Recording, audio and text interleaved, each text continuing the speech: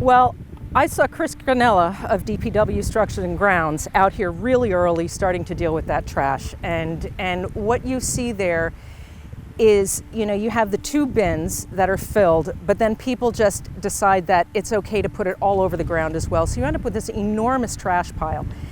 And Chris was just doing his job picking up all that garbage, but it was an unbelievable amount of garbage. And it's not just, your McDonald's bag or a couple beer cans. It is also household trash, it's beach chairs, it's coolers, and why people think that that's okay to leave behind in those trash barrels. I mean, those trash barrels are done as a courtesy to people that if you have a little bit of trash with you, yes, we're gonna provide these for you. But people really abuse it, and I would say that's visitors and locals alike. And so this is what you deal with. And the 4th of July weekend is absolutely horrific. I mean, I've already been hearing stories coming from the other beaches across town, Veterans, Azleton Park, that it's the same thing. It's like a bomb went off. And it's really a shame. Well, so all things environmental are a great concern of mine. And I'm very passionate about it. For years I worked in the animal conservation welfare field, was very much aware of the impact of our garbage on marine life and the detrimental effect it has on our oceans. And over the years I've seen an increasing amount of trash ending up on the sides of the roads, on our beaches, and it really sort of was mind-boggling to me that people come here for the beauty of this place. And those of us who live here, we realize how lucky we are to live in such a beautiful place. But then how can you just dump stuff on your gorgeous beaches, on the side of your road? And it's sort of this sort of personal responsibility and this awareness that people just don't realize the impact of what it is that they do. I mean, when you're on the side of the river and you leave your bait boxes behind and your monofilament line, that trash ends up in our rivers and goes out to our seas. That line ends up in the bellies of loggerhead turtles. It tangles around seagulls' legs. It's horrible.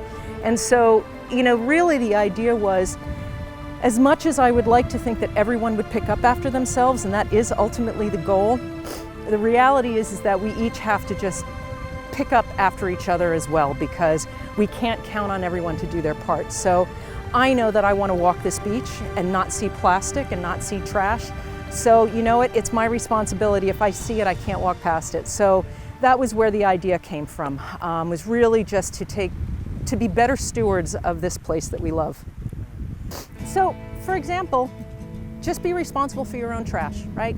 You brought it here. It's very easy to take it out. And then it goes back into your waste stream at home or at the public beach. There is a big, garbage bin. You can put your garbage there. So, it's really just personal responsibility.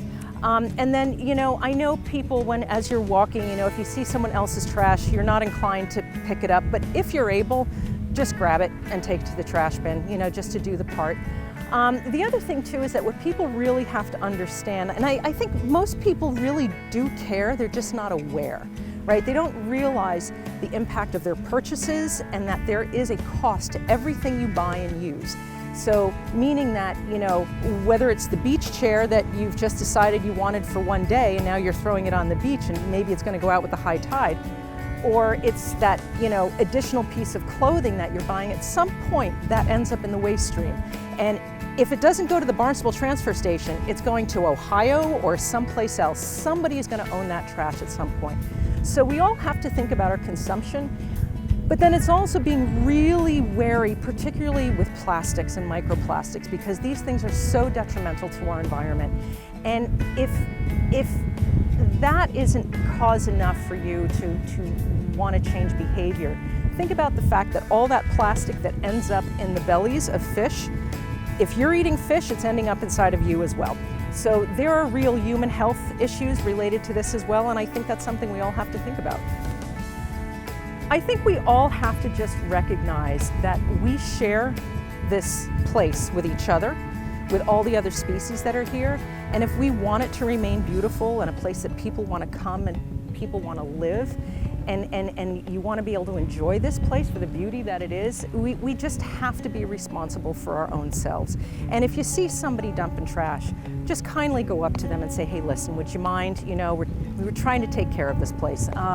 You know, there are also things I think we can do across the town, like for instance with Long Beach here, we're going to be doing a pack-in, pack-out pilot program starting next week, with that idea that this is a conservation area and people need to recognize it as such, and packing in, packing out makes sense for a place like this. So we thank everyone for their help in keeping our places clean here. We started, this is our third week now that we're doing this, but we organized a Sunday beach cleanup. So every Sunday morning at 8 a.m. we're doing beach cleanups on Long Beach in Centerville.